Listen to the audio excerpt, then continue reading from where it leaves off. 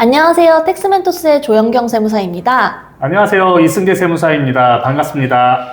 세무사님, 요즘 미국 주식 투자들 많이 하잖아요. 그래서 여쭤보는 건데, 해외 주식 팔기 전에 배우자에게 증여해서 취득가액을 올려놓고 양도세를 줄이는 스킬, 아직도 먹히나요?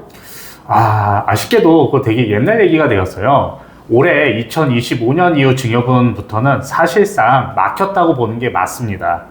아, 정말요? 그러면 일단 해외 주식 양도세, 기본부터 다시 짚어주실 수 있을까요?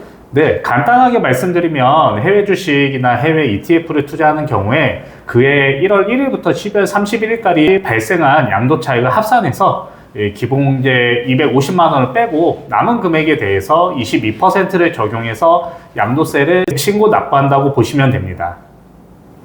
신고는 언제까지예요?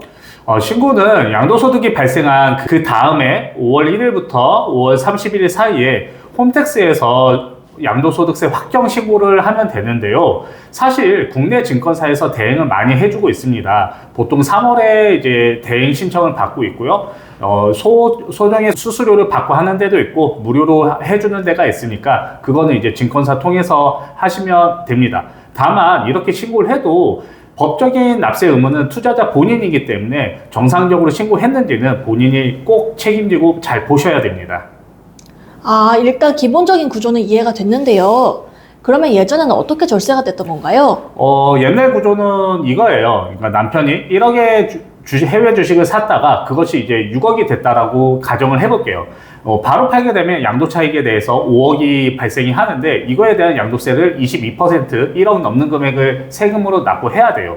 그런데 이걸 배우자에게 6억으로 이렇게 시가로 증여하게 되면 증여세는 배우자 공제 6억 한도 안에서 비과세가 되기 때문에 증여세가 면제가 되고 배우자는 나중에 이것을 팔 때 취득가액이 6억으로 잡혀서 양도차익이 빵원이 되니까 양도세도 사실상 빵원이 되는 구조였어요. 와, 그런데도 국세청에 가만히 있었던 건가요? 예전에는 주식에 대해서 실제 증여이고 양도대금이 진짜 배우자에게 실질적으로 기속이 된다라고 하면 절세 목적이 있다고 하더라도 법적으로 허용되는 구조이니까 실무에서 정말 많이 쓰던 스킬이에요. 그런데 이러한 부분을 25년부터 소득세법 개정으로 이제 뭐 완전히 불가능한 건 아닌데 좀 불가능하게 바뀌었어요. 그럼 2025년부터 바뀐 내용은 어떻게 되나요? 핵심은 소득세법 97조의 2예요. 양도소득의 필요경비 계산 특례가 바뀐 건데 이 조문이 말하는 건 양도일 기준 이제 주식은 1년 이내에 배우자 또는 직계 존비속에게 증여받은 자산을 팔면 취득가액은 증여자 원래 취득가액으로 보겠다는 거예요. 개정 후에는 상장 대주주 주식, 비상장 주식, 해외 주식 등 여기에 포함되면서 증여일로부터 1년 이내 팔면 무조건 2월 과세에 걸리게 되는 거죠. 그럼 구조가 어떻게 되는 거죠? 예를 한번 들어볼게요. 이제 두 가지 경우로 따져보면 되는데 예를 들어 24년에 남편이 1억에 산 주식을 배우자에게 시가가 6억이 되었다고 해서 6억에 증여를 한다라고 하면 그 주식을 그 시가대로 판다라고 하면 양도 차익이 발생하지 않아서 양도세가 발생하지 않아요. 증여세도 6억까지 비과세가 됐기 때문에 증여세도 면제가 되고요.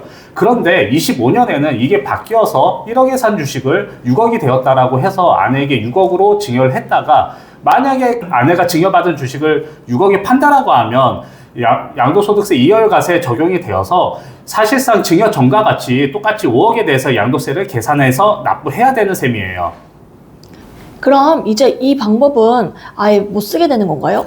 완전히 없어진 건 아니고요. 1년 룰이 생겼다고 보면 돼요. 이제 25년 이후 증여분부터는 증여일로부터 1년 이내에 양도하게 되면 실제 증여 여부와 상관없이 무조건 증여자 취득가액으로 계산을 하지만 1년을 넘겨서 양도하게 되면 원칙대로 수중자, 즉 배우자가 증여재산가액으로 신고했던 그 가액이 취득가액이 되어서 취득가액을 높여서 양도차익을 줄일 수 있는 효과는 여전히 발생한다고 볼 수 있어요.